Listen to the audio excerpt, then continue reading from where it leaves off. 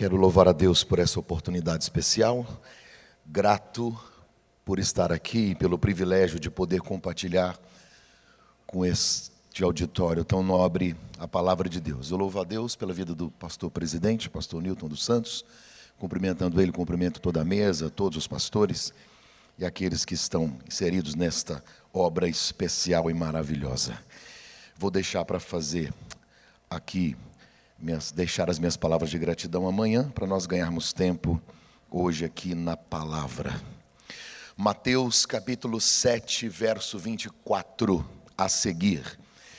Todo aquele, pois, que escuta estas minhas palavras e as pratica, assemelhá-lo-ei ao homem prudente e sensato que edificou a sua casa sobre a rocha.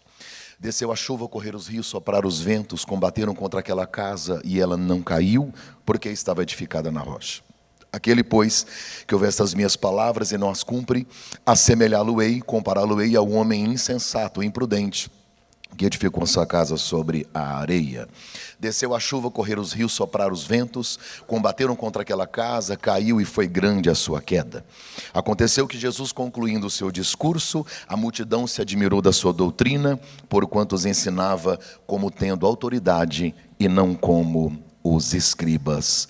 Amém. Podem se assentar. Muito obrigado a todos. Aquele material está aí. O material, por favor.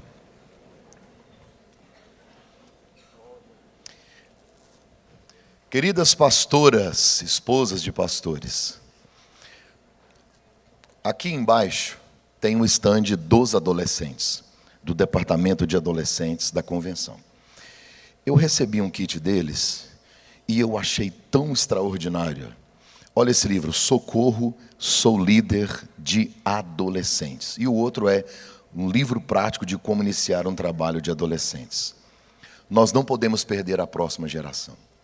Então eu queria que as pastoras bondosamente passassem ali e levassem um kit para que você possa investir nisso lá na sua igreja, porque é relevante.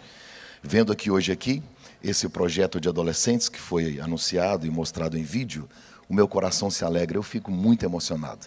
Como pai de adolescente, isso me enche a alma. Sabe, eu choro mesmo, de verdade, porque eu sei o quanto é relevante e o quanto é importante nós investirmos nessa turma que está chegando e eu tenho certeza que vai fazer a diferença na nossa geração. Meus materiais ainda estão à disposição aqui no stand Lar Feliz. Tem alguns livros pequenos que podem te ajudar. São livros que eu costumo chamar de devocionais. Restituição é um livro que eu falo sobre perdas. O que precisa ressuscitar em sua vida. Tem um livro também sobre finanças e tem um livro sobre família, um livro pequeno, Deus está na sua casa. E tem o meu livro de casais imperfeitos e felizes, dê de presente para o seu cônjuge. Passe ali e seja edificado. E os kits que eu tenho ali do príncipe dos pregadores Charles Spurgeon. Tem um livro que ele explica, ou ele comenta a respeito daquele livro, O Peregrino, de John Bunyan. É um livro extraordinário. O último lançamento do Spurgeon, que tem meu prefácio, O Santo e Seu Salvador, o progresso da alma no conhecimento de Jesus. Olha que livraço. É um livro grande a respeito do nosso relacionamento com o nosso Salvador. Intimidade com Jesus. E esse aqui, que é um livro do Spurgeon chamado Considerai, que são esboços de mensagem do príncipe dos pregadores. Passe ali, adquira e me abençoe e também seja abençoado.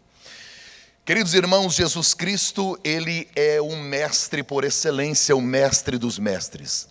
Existem razões específicas para Jesus ser considerado até por ateus um dos maiores mestres que aqui já pisou. E uma das razões de Jesus ser um mestre por excelência, o próprio texto encerra dizendo isso, que era a autoridade de Jesus, que era diferente dos mestres da sua época. Ele era muito diferente dos mestres que ensinavam na sua época. Sua autoridade, ela era diferente. Ele tinha muita graça, o próprio Deus falando, a mensagem pregando. Sua simplicidade, a maneira como ele conseguia converter verdades profundas do coração de Deus, de maneira tão clara que até as crianças gostavam de ouvir Jesus. E aqui no texto, especificamente falando, Jesus vai contar mais uma de suas parábolas. E nesta parábola que Jesus está contando aqui, você percebe que a sua didática, a maneira de aplicar, a sua maestria, ela me inspira contando histórias. O Sermão da Montanha é o sermão mais conhecido de Jesus. Ele começa em Mateus capítulo de número 5, depois capítulo 6, e o que nós acabamos de ler, que é a casa da rocha, a casa da areia, é o final do Sermão da Montanha, que Jesus ministra em frente a um lago de água doce, chamado Lago de Genezaré, o mar da Galileia. As pessoas se aglomeravam para ouvir Jesus. E nesse sermão, segundo John Stott, Jesus ele começa falando no capítulo 5 sobre o caráter do cristão. Depois ele vai falar sobre a influência que o cristão tem que ter no mundo. Ele fala também no Sermão da Montanha, segundo John Stott, sobre a piedade do cristão, sobre os relacionamentos do cristão e também sobre a dedicação à vida cristã. Jesus fala de coisas práticas sobre ansiedade, divórcio, casamento, relacionamento pessoal, relacionamento interpessoal. Jesus ele vai falar de coisas do dia a dia. Quando ele termina de ministrar os seus princípios, os seus valores, a sua mensagem, Jesus vai contar esta parábola como um conselho aos seus ouvintes. E eu quero traduzir o que eu entendi do conselho de Jesus. É como se ele dissesse: aqui tem dois grupos de pessoas me ouvindo. Primeiro grupo, aqueles que ouviram, vão sair por aquelas portas e vão colocar em prática tudo o que ouviram. Aí Jesus disse: parabéns, quero comparar vocês com um homem sensato, prudente, que está edificando a sua casa sobre a rocha. Mas tem um outro grupo, ouviu, decorou, sabe tudo, fez pós-graduação em Sermão da Montanha, tem 7 graduações em Sermão da Montanha, sabe de cor o Sermão da Montanha. Se eu mandar pregar, repete e prega melhor do que eu o Sermão da Montanha. Sabe tudo de Sermão da Montanha, conhece tudo que eu já preguei, já leu a Bíblia, sabe tudo. Vai sair ali e não vai colocar em prática. Aí Jesus disse: eu vou comparar você com um homem insensato, imprudente, que está edificando a sua casa sobre a areia. Primeira verdade que você precisa saber sobre casamento. Olhe nos meus olhos. O que muda a sua vida não é o que você sabe, é o que você coloca em prática. Nós sabemos muito, nós temos muito conhecimento, e o maior desafio em qualquer relacionamento não é saber o que fazer, é praticar. O próprio Cristo disse: não sejam apenas ouvintes, mas praticantes. Antes de se preocupar com o que você não entende da Bíblia, preocupe-se com o que você entende e não pratica. Repetindo, antes de você se preocupar com o que você não entende da Bíblia, preocupe-se com o que você entende e não pratica. Você acha que é difícil pregar para casais? Não é, nunca foi. O meu maior desafio não é pregar para casais, é viver um casamento pelo menos coerente. Porque não dá para ser perfeito, não dá para você ser o melhor que você tente, você nunca vai ser perfeito, mas tem que ser pelo menos coerente. Não dá para eu subir no altar e pregar o que eu não consigo viver em casa. Apesar de que hoje está maravilhoso, que eu quero falar uns assuntos de casamento aqui, minha esposa não está, eu estou amando essa ideia. Porque quando ela está, ela me olha assim. Fica difícil de falar.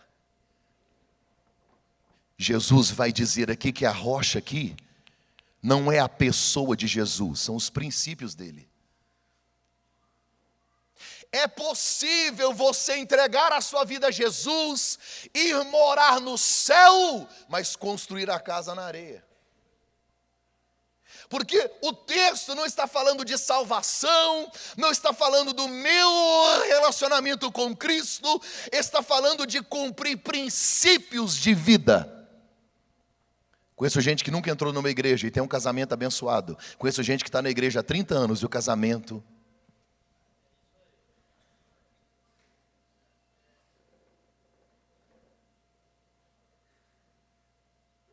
O que muda a sua vida não é o que você sabe, é o que você coloca em prática. Eu conheço um médico que fuma.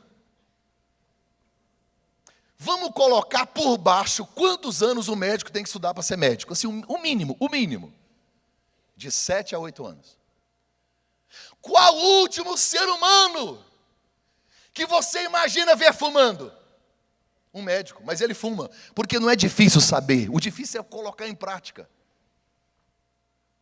As instruções para uma relação sexual sadia, está aqui. As instruções para uma vida financeira sadia, está aqui, ó.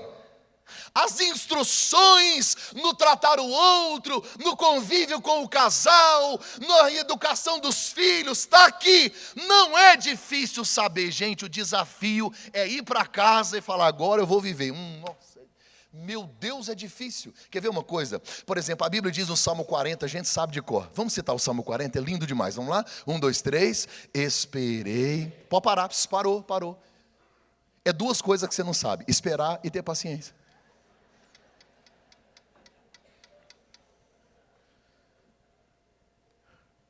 A gente cita de cor e não consegue viver. Lançando sobre Jesus a nossa. Então quer dizer que você não é ansioso, porque você prega isso. Você está me entendendo que não é difícil saber? Se a gente conseguisse praticar 10% do que prega, nós iríamos revolucionar as famílias dessa nação. Quer ver uma coisa sobre palavras? Salomão diz assim, ele diz assim: a resposta branda desvia a ira. Já leu isso? A resposta branda desvia o furor. A palavra branda, ela afasta a ira. Não é bonito? Agora deixa a sua mulher gritar com você. Será que tem resposta branda? Aí Jesus vai dizer no mesmo texto que teve chuva, vento e rio. Chuva vem no telhado, vento vem na parede, o rio no alicerce. Jesus está dizendo, todos os lados da casa foram atingidos. Não tem um lado que não foi sacudido. É no telhado, é na parede e é no alicerce. E aí ele vai dizer que não é em uma casa, é nas duas. Porque a diferença da casa que cai com a que permanece em pé não são as circunstâncias, é o alicerce. E o alicerce não é aceitar Jesus, não é ter uma carteira de membro, não é ser obreiro. O alicerce é ouvir e praticar. Qual macho não sabe como tratar uma mulher? Por bom senso e por educação a gente sabe, só não consegue. A gente sabe, só que não consegue. Conhece gente que fala, não, eu não vou a encontro de casais, porque eu já sei tudo. Não te perguntei se você sabe, a gente sabe tudo. Estou pregando para pastores. Eu ouvindo aqui o pastor João Seno dizer que quando ele começou, foi no ano de 71. Eu nasci 5 anos depois. Eu perguntei para o cantor Sandro, onde é que você estava? Quando esses homens faziam histórica, onde é que você estava? Eu falei, não, eu não tinha nascido. Eu falei, então baixa a bola, eu e você.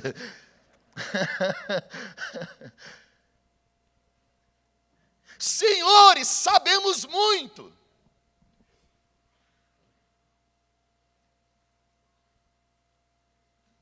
O desafio não é saber, para que a minha casa não caia, é colocar em prática, e é difícil. Tenho orado e pedido graça a Deus. Ontem eu liguei em vídeo para minha família, nós orávamos junto, eu, minha esposa e meus filhos, orando por eles, orando com ela por vídeo, a gente orando, conversando, trocando ideias, e fizemos ali um momento de oração em família. E eu ficava pensando, a gente fala tanto sobre isso, eu prego tanto sobre isso, e às vezes é tão difícil. A gente tem tempo para a família de todo mundo, e às vezes não tem para nós. Jesus vai dizer que teve chuva, vento e rio nas duas. Se você está na rocha, vai ter problema. Se você está na areia, vai ter confusão. Pastor, eu entrei aqui hoje, meu casamento não tem confusão. Levanta a mão que eu vou orar para você ter. Cadê? Tem que ter. Por que tem que ter? Porque casamento é a união de dois pecadores. Uma hora vai dar um problema. Eu recebi um convite para participar de bodas. Um amigo meu, pastor em Goiânia, falou: meus avós estão fazendo bodas e eu queria que você fosse. Eu pensei: não posso, porque eu tenho uma agenda, não vou. Mas eu vou te dar o convite. Ainda fiquei pensando: irmão, o cara quer me dar um convite do casamento, do aniversário de bodas dos avós, eu nem conheço. Tá bom. Aí ele veio e trouxe o casalzinho de velhinho, coisa mais linda, na capa assim do convite, de mãozinha dada. Aí eu abri e estavam os dados: tantos filhos, tantos netos, tantos bisnetos, tanto isso. Ele era pastor, as igrejas que passou, tudo e tal. Quando eu virei no final, estava assim: 75 anos de casados. Eu guardei o convite. Eu preciso mostrar para os meus netos. Aí eu fiquei olhando para os dois na capa e pensando: lógico que estão juntos. Nunca teve chuva, nunca teve rio, nunca teve tempestade, o vento nunca sacudiu, nunca tiveram problema na relação sexual, nunca tiveram problema financeiro, nunca teve enfermidade, nunca. Por isso que sobreviveu. Senhoras e senhores, são 75 anos. Primeira coisa que eu imaginei quando eu olhei para ela, pensei: será que ela nunca pensou em matar esse velho? Não. É muito tempo. São 75 anos. Honrando. Você sabe o que veio na minha cabeça, senhorita, irmã? Quantas vezes ela teve que ignorar o que ele disse, fazer de conta que não ouviu? Quantas enfermidades, crise, hospital. Gente, um casal com 75 anos de idade, de casamento. Eu sei que não há um segredo específico, mas é resiliência.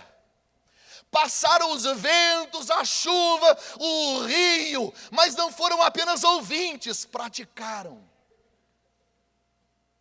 Hoje eu fico vendo casais se separando. Um dia um casal foi aconselhar comigo: pastor, nós vamos separar. Eu falei: por quê? Quando ele me contou a história, eu falei: mas eu estou passando o mesmo problema, o que você quer que eu faça? Por causa de nada. Jogando fora o carro quando acaba a gasolina. Aí Jesus Cristo disse que você vai ter problema. As circunstâncias adversas virão, o vento, a chuva e o rio, mas a casa não vai cair se você estiver ouvindo e praticando. E analisando nos últimos dias quais são as principais crises, os principais eventos, as principais tempestades dos relacionamentos, eu anotei 8 pontos, eu devo falar 1, 2 no máximo. Primeiro, senhoras e senhores, olha dos meus olhos: a ausência de diálogo. A ausência de diálogo. Me escute. Me escute. Falamos muito no altar e às vezes nos calamos em casa. Se a comunicação é complexa, imagine quando ela não existe. Quando as palavras silenciam, a morte começa a falar. A área do seu casamento sobre a qual você não fala, provavelmente está morrendo. Porque o que alimenta um relacionamento são palavras. E tudo que não é alimentado morre. Um casal que está há 75 anos juntos, não beija na boca mais, não tem sexo mais. Você acha que estão preocupados com sonho, com dinheiro? Não. Por que se mantêm juntos? Intimidade. Onde é que é gerada a intimidade? É na relação íntima do casal? Não, palavras. O sexo no casamento é a argamassa. Ele une, ele junta, ele gruda, ele é físico. Agora, as palavras geram relacionamento e intimidade. Isso é tão sério que todo dia, no final do dia, Adão sozinho, Deus descia para falar com ele. A questão da palavra gerar intimidade e relacionamento é tão sério que Deus disse: ore, ore, ore. Para que orar se Ele sabe tudo que eu vou falar? Ele quer relacionamento. Entregar. A Bíblia diz que no Éden, antes do pecado, os dois estavam nus e não se envergonhavam. E o nu aqui não é só nu físico, é o nu da alma. Porque um relacionamento superficial, ele é revelado por um diálogo superficial. Porque quem ama compartilha os segredos do coração. Nós estamos calados. Jorramos vida no altar e às vezes morte em casa. Temos concatenação de ideias. Somos poetas, falamos. Já aconteceu comigo de ser eloquente na igreja e mudo no meu casamento. Se as palavras silenciam, a morte começa a falar. Onde impera o silêncio, reina a morte. Porque o silêncio também é resposta. O silêncio também grita. Tem mulheres aqui dentro que ela prefere uma palavra dura do que ser ignorada. Se palavras alimentam, como diz Tiago no capítulo 3, será que estamos alimentando um ao outro? Alimentando os nossos filhos? Deus sabe que isso é tão importante, que Deus olha do céu e dá de presente para Adão alguém que conversa, e que conversa muito. Porque se depender só de nós não falava nada. Ainda bem que é a mulher que cria os meninos, que se fosse só nós, os meninos estavam com 6 anos de idade falando, papai. Olha como Deus é lindo. Deixa eu te fazer uma pergunta. Você acha que Adão era feliz sozinho no Éden, sim ou não? Adão era feliz sozinho, sim ou não? Sim. Havia pecado, gente? Então não tinha enfermidade, não tinha pecado, não tinha confusão, não tinha problema. Ele não tinha que trabalhar, só cuidava do jardim. Ele era feliz, sim. Aí Deus olha do céu e diz, você está feliz demais.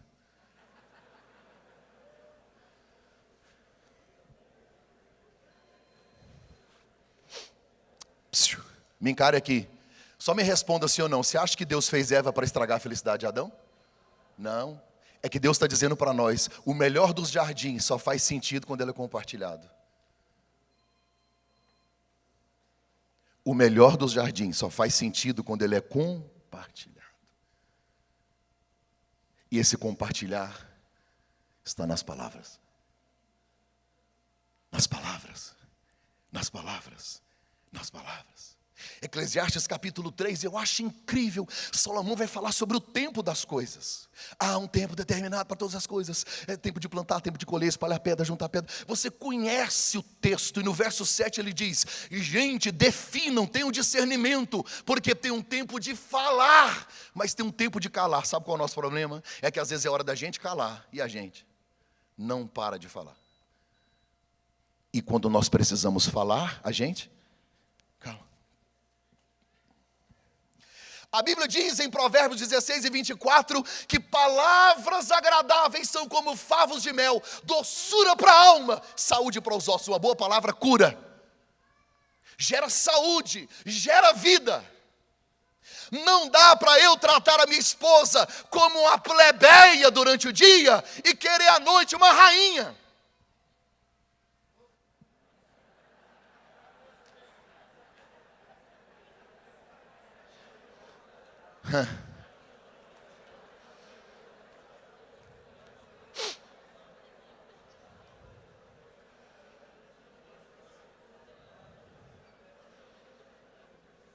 Não dá para semear lixo e colher pérolas.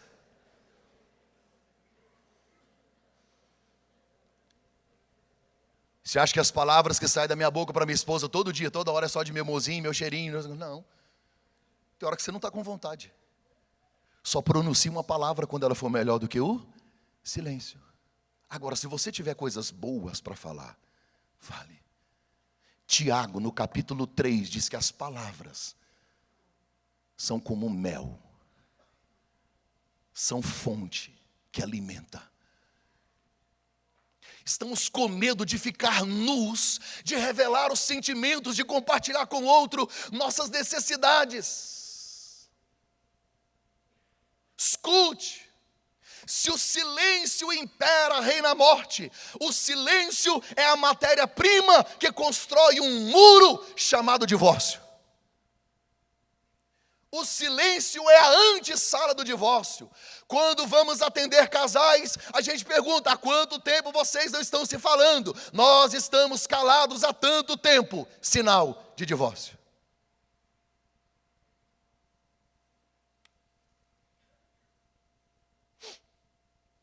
E agora com a chegada da rede social, eu fico preocupado. Na minha casa não tem celular na cama e não tem celular na mesa.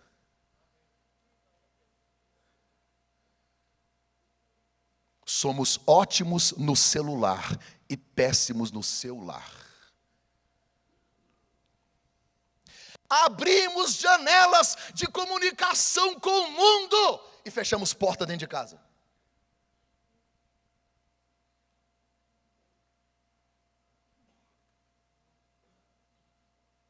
Em nome de Jesus, Senhor pastor e pastora, volte para casa e não faça da sua cama um ringue de brigas, não, mas sente, olho no olho, rasga a alma.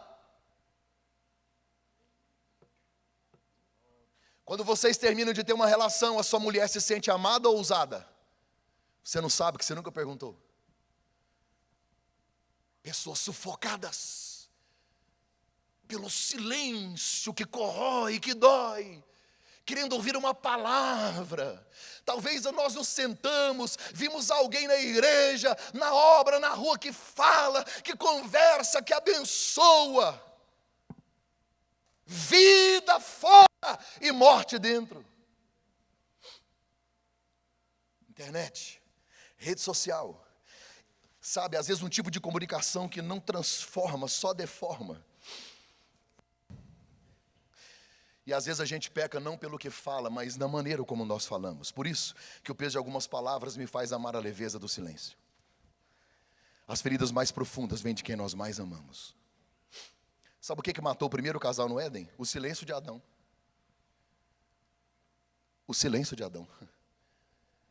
Acho interessante que a serpente aproxima para conversar com Eva, e para mim é só mulher que é capaz de conversar com uma cobra que fala. Porque se eu estou no mato sozinho, no jardim, sozinho, uma cobra aparece e diz: Mac Anderson, eu ouvi só Mac. Quando ela falasse Anderson, eu estou longe, porque é uma cobra que está falando. Só que eu acho que Eva estava tão isolada, tão sozinha, que quando a serpente chega e diz: amiga, ela disse: eu vou desabafar agora, eu vou contar tudo para ela. Preste atenção. A serpente está conversando com Eva e Adão está em silêncio. Você concorda comigo? Ele está em silêncio. Olha aqui. Ela come o fruto e Adão está em silêncio. Ela deu fruto para ele. O que ele disse? Nada. E quando Deus vai ao Éden e diz: Adão! Ele se esconde em silêncio. A serpente ofereceu para Eva o que Adão omitiu. Palavras.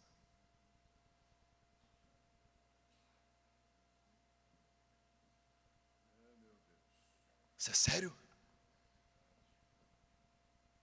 Casamentos morrendo. Seu casamento é o seu primeiro ministério. Ah, pastor, mas eu não ouvi dos meus pais, eu não tive referência. Seja você. Minha mãe conheceu meu pai na cadeia, meus filhos me conheceram no altar. Mude a história, quebre o orgulho, quebre o protocolo. Nenhum relacionamento sobrevive sem palavras, palavras saudáveis.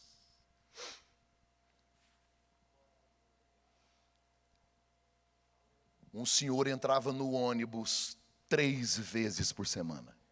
Uma moça sentada ficava observando ele, mais de 80 anos, pensa num cabelo penteado, uma camisa por dentro da calça, o sapato brilhando e um perfume. Sabe o que ela pensou? Ele está namorando. E um dia esse senhor entrou no ônibus, no mesmo dia que ele entrava, com um buquê de rosas. A menina não resistiu à tentação. Ela falou, preciso perguntar a ele. Certeza que ele está namorando. Ela achou a coisa mais bonitinha. Ele com dificuldade para descer do ônibus, mas com um buquezinho na mão. E ela correu atrás. Senhor, o senhor vem aqui 3 vezes por semana. Eu estou vendo, o senhor desce no mesmo lugar. E o senhor está com um buquê. O senhor está namorando. Aí disse, não estou não, filha. É que hoje é aniversário da minha esposa. Ah, mas o senhor não mora com ela, não? Ela mora numa clínica de repouso há 3 anos. Ela tem Alzheimer. Há 3 anos ela não sabe quem eu sou. Ela não me reconhece. A moça disse, mas se há 3 anos ela não sabe quem é o senhor, ela não te reconhece, por que o senhor ainda insiste em ir visitar e levar buquê? Ele disse, ela não sabe quem eu sou, mas eu nunca vou esquecer quem ela é.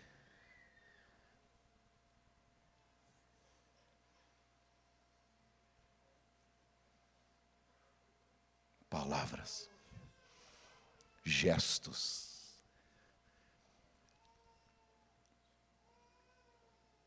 Não adianta eu ter muitas línguas na igreja e um silêncio que mata em casa. Comunicação.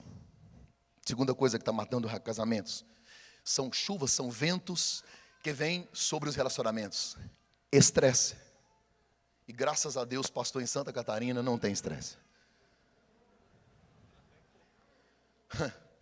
Não tem pouco, né, pastor João? Estresse. Tem uma geração mais estressada que a nossa?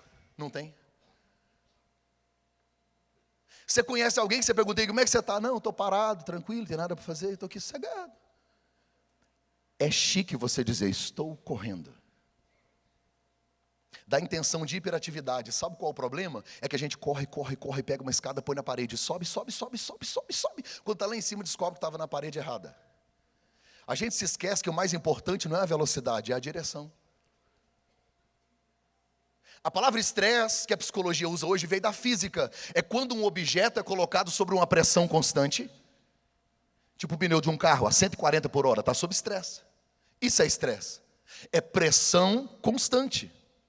Muda o batimento cardíaco, muda a questão hormonal, o fígado libera mais glicose, e um monte de coisa acontece. O estresse dentro do limite é bênção. É ele que te prepara para resolver os problemas da vida, para agir, para se levantar, para correr atrás, dentro do limite. O problema é que quando ele fica crônico, mata casamento. Porque eu disse esses dias aqui, ó, a gente come estresse na rua, come estresse no trânsito, come estresse no trabalho, come estresse na igreja. Onde é que a gente vomita? Em casa. A gente confunde intimidade com desrespeito. Você é capaz de dizer para o seu esposo o que você jamais falaria para mim. Ficamos críticos, enjoados, chatos. E aí todo mundo acha a gente lindo, porque fora de casa a gente é educado, nós somos maravilhosos, nós somos gentlemen. Aí quando entra em casa parece que tira aquela casca, aquela capa, a religiosidade, a gente deságua. Meu Deus, quais são as características que ele está estressado? Primeiro, dificuldade para dormir.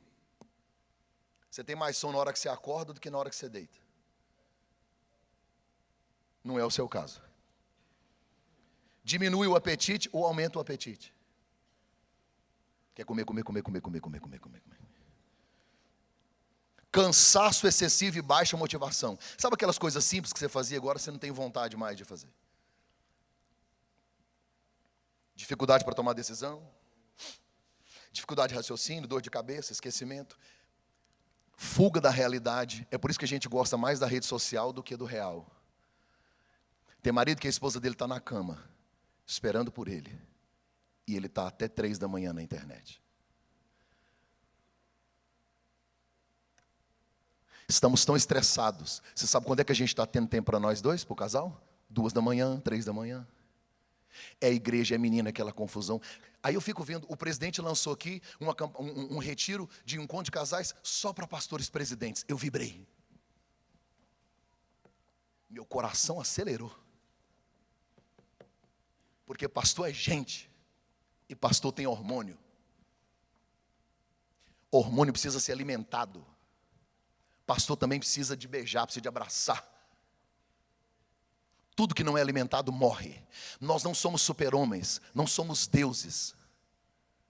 Porque aqui na igreja eu posso ser pastor, bispo, reverendo, Jesus Júnior. Agora lá em casa é o Zé. Lá em casa nós somos gente como gente. Somos confrontados, temos nossas decepções, nossas frustrações. É a casa que me lembra que eu sou pó. Seu cônjuge está alimentado? A Bíblia diz que a alma farta pisa favo de mel. Mas para a alma sedenta, até o amargo do fel é doce. Ou seja, se a alma está alimentada, olha para o mel e não quer, porque está cheio. Está satisfeito. Mas a alma sedenta, até o amargo do fel serve. Como nós estamos estressados. Provérbios 29:11 diz que um tolo expande toda a sua ira, mas o sábio a encobre e reprime. Deixa eu explicar na prática o que é estresse. Alguém aqui já correu de vaca? Se você nunca correu de vaca, você não teve infância. Eu sou um pregador prático. Olha para mim que eu vou te explicar. Eu estava com 13 anos de idade, no interior de Goiás. A minha tia disse, vai lá no pasto e pega uma chave com seu tio. Quando eu subi na cerca, tinha uma vaca com um bezerro. Eu falei, tia, a vaca pega? Ela disse, não. Quando eu comecei a caminhar para o lado da vaca, a vaca levantou a cabeça. Eu falei, tia. Ela disse, vai. Quando eu fui aproximando, a vaca levantou e fez... Quase que eu ouvi uma voz do além, vaza, servo, o bicho vai pegar. Gente, eu nunca corri tanto na minha vida, mas eu corri, eu pulei cerca de arame farpado, eu pulei corda, eu subi. Quando eu subi numa árvore lá na frente, a vaca já tinha parado há muito tempo, ela estava lá atrás. Quando eu olhei, eu falei, como que eu consegui passar numa cerca de arame farpado sem arranhar? Como que eu consegui subir aqui, pelo amor de Deus? O ser humano, sob pressão, é capaz de fazer coisas inacreditáveis, você sabe disso. Pastor, o que é estresse? Correr de vaca. Eu consegui, sim ou não? Agora faz isso, hoje, amanhã, depois, uma semana, um mês, 2 meses, vai correndo. Oi, vai correndo. Vai correndo. O que vai acontecer com o seu corpo? Ele vai parar. Isso vai explodir no seu estômago, vai explodir na sua cabeça, vai explodir no seu casamento, vai explodir na sua família. Se você não colocar o pé no freio, você vai atropelar a sua casa. Pastor precisa de descanso. Música só tem harmonia se tiver pausa. Você não está cansado não, pastor?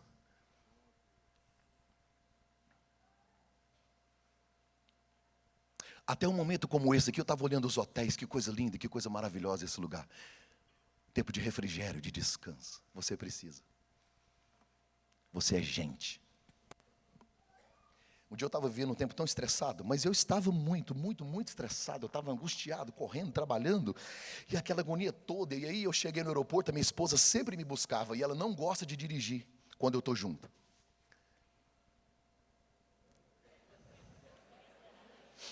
Por que será?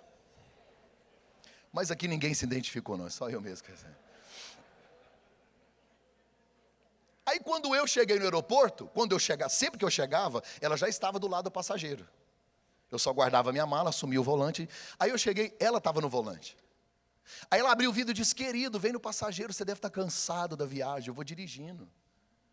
Eu falei, tudo bem. Entrei, fomos conversando, ela disse, olha, aconteceu um pequeno incidente no carro. Uma esbarradinha de nada. Aqui desse lado motorista, por isso que ela não queria que eu fosse, para não ver, né? Quando eu cheguei em casa, eu disse que eu dei a volta, falei, cadê o caminhão que passou aqui? E já era a 3ª vez aquele ano. E você sabe por que ela sabia que eu ia ficar triste? Porque o seguro venceu na sexta. Eu falei, segunda-feira eu acerto. Estava sem seguro. Irmãos, eu fui para o quarto numa revolta, dava para ouvir meus hormônios gritar de raiva. Cansado, tinha viajado a noite inteira, acho que tinha que chegar de Fortaleza, viajei a noite inteira. Fui para o quarto orar. Dobrei meus joelhos para orar e comecei a orar e falar com Deus. E o Espírito Santo disse: Mac, você está muito preocupado, né? Questão financeira, eu sei, tem que pagar e tal. O que é mais barato de consertar? O carro ou o coração dela?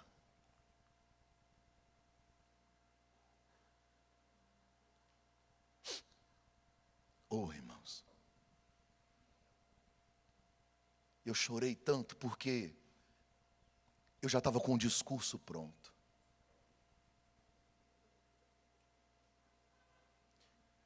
Não pode sair da mesma boca, disse Tiago, água doce e amarga, bênção e maldição. Do que adianta eu abençoar o povo e amaldiçoar a minha casa? Do que adianta eu ser vivo no altar e morto na minha sala? Eu digo isso com tanto temor no meu coração e na minha alma, porque dói, mas eu sei que tem gente com o coração sangrando. Põe o pé no freio, acalma, respira.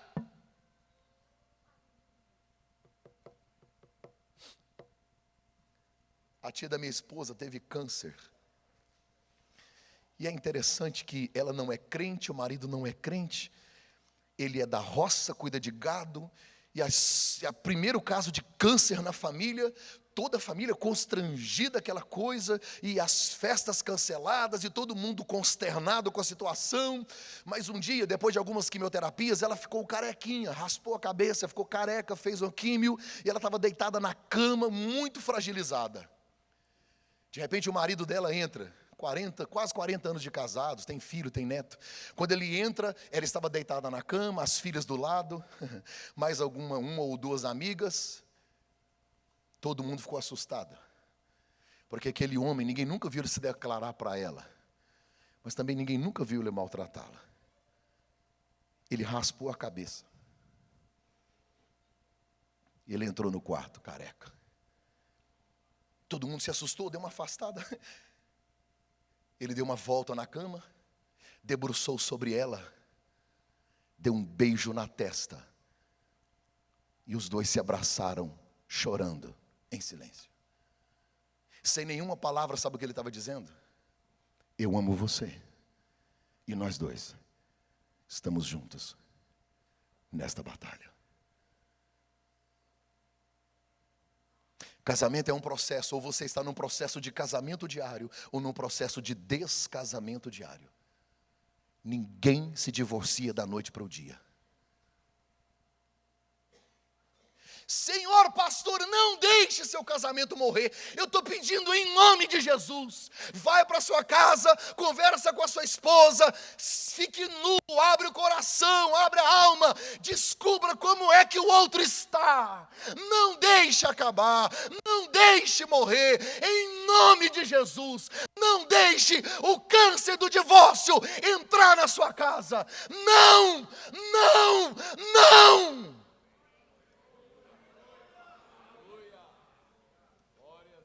E eu encerro. Tem muita coisa, mas eu vou te falar uma coisa que tem matado casamentos. Infidelidade. Infidelidade. Pessoas próximas tornando-se atraentes.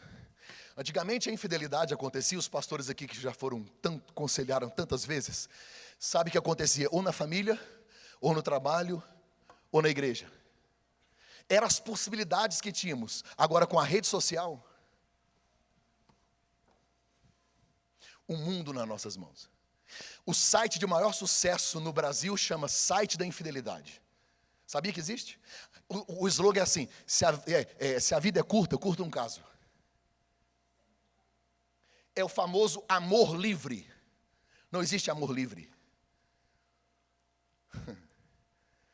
O amor prende. Eu vou dizer umas coisas aqui. Mateus 5, 27. Jesus disse: vocês ouviram o que foi dito, que não cometa adultério? Porém eu digo que quem olhar para uma mulher com cobiça já cometeu adultério com ela no seu coração. Se seu olho direito te levar a pecar, arranca e joga fora. Se perder uma parte do corpo, é melhor perder uma parte do corpo do que ser lançado todo no inferno. Se a mão direita leva a pecar, corte e joga fora. É melhor perder uma parte do corpo do que ser com todo ele lançado no inferno. Tem gente que fala que os crentes é radical, não, Jesus era. Jesus não está mandando você cortar a mão mesmo, não, mas Ele está mandando, seja radical, corte na raiz. Fidelidade é honrar o outro na ausência. A Bíblia não diz que não seremos tentados, diz que seremos tentados. E a oração é para que a gente não caia na tentação, porque você vai ser tentado um dia. Atendemos pessoas, você está no altar, você está em evidência, alguém está de olho em você. Aí é uma questão de decisão. Oportunidades nós temos, e nós precisamos fugir delas. Eu olho para José. A Bíblia diz que a mulher de Potifar insistia com ele. Ela não tentou uma vez, ela insistia. Até que um dia ela colocou ele no canto da parede e disse, deita comigo hoje. A Bíblia não diz que ele chamou ela de feia, de esquisita, não. Potifar não tinha uma mulher feia. A Bíblia diz que José Só que eu olho para a Bíblia diz assim, resistiu ao diabo. E ele? Só que quem fugiu foi José. É que não é diabo. Paulo diz assim, fugir da prostituição. Se você casar os dois textos, você vai perceber que se o diabo aparecer, Satanás em pessoa, repreende, parte para cima, expulsa ele, usa o nome de Jesus que é poderoso, resiste ele, enfrenta ele. Agora, se a oportunidade é sexo, corre, pastor! Eu prefiro ser um covarde vivo do que um herói morto. Depois leia Provérbios 7. Deus vai dando os detalhes da mulher adúltera, do homem adúltero. A especialidade do diabo é seduzir. Não existe amizade entre homem e mulher. Cuidado com o sexo oposto. Cuidado com o sexo oposto. Cuidado com o atendimento de gabinete. Cuidado. Deixa eu dar um conselho para as irmãs, só para as mulheres. Não deixa solto, não. Eu vou citar de cor aqui um texto de Apocalipse, só para as senhoras.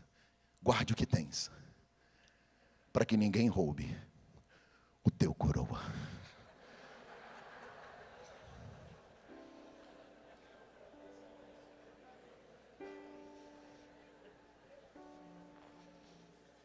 Eu preciso terminar.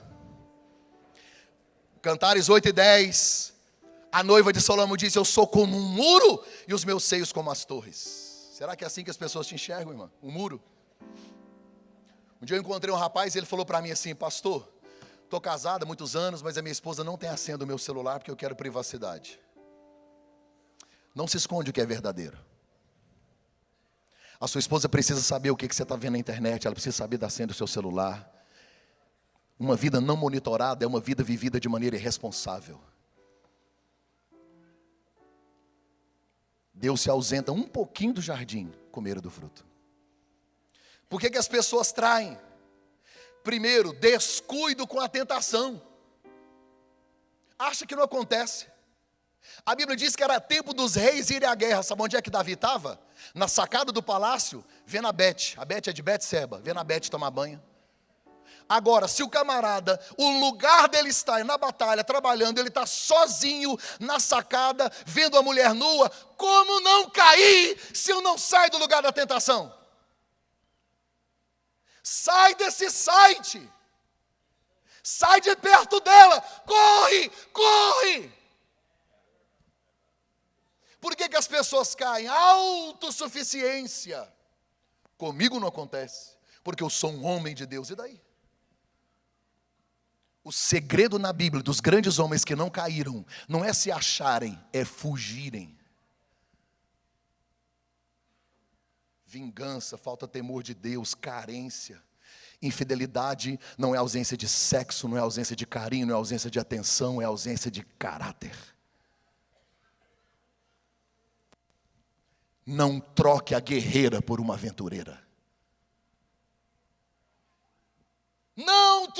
o seu casamento por 30 minutos no motel. Não rasgue o coração dos seus filhos por essa pornografia miserável.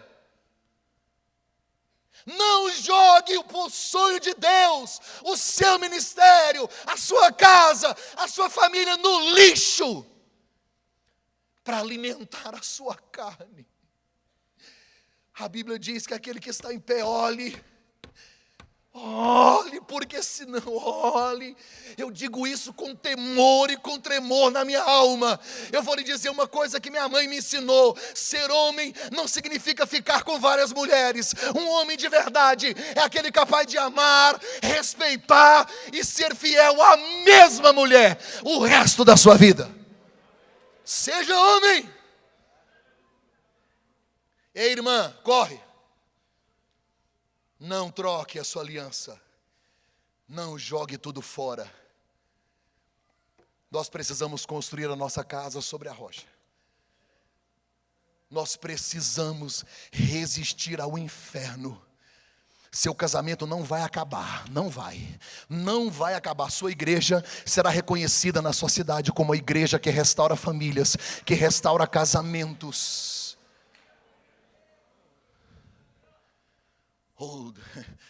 Coloque-se em pé, por favor. Coloque-se em pé, por favor.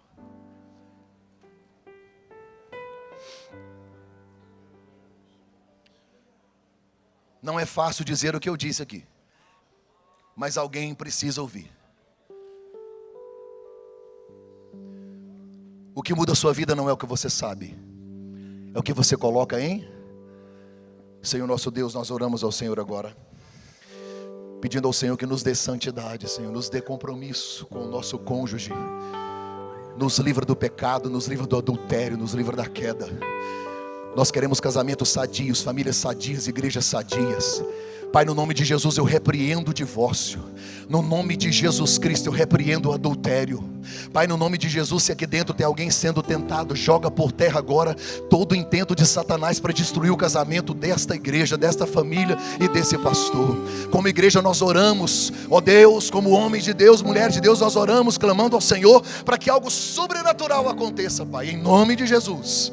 Em nome de Jesus. Em nome de Jesus. Tu és fiel, Senhor. Eu sei que